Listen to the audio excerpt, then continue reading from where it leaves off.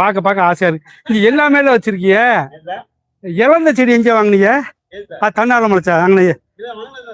இழந்த செடி வாங்கினீங்களோ? இது ஆனா காய்ச்ச காணா இந்த வருஷம் தான் காய்க்குதோ. லைட்டா 2 கீரல் போட்டு விடுங்க, அருவா வச்சு போட்டு விட்டா காய்ச்சிரும். ஒரு 2 மரமே நீங்க வச்சதானா?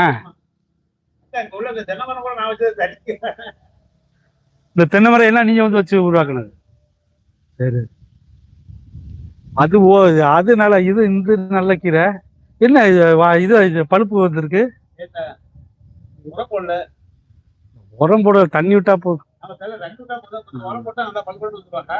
ஒரே இடத்துல பாருங்க, நம்ம ஊர் முருங்கை, மருதாணி,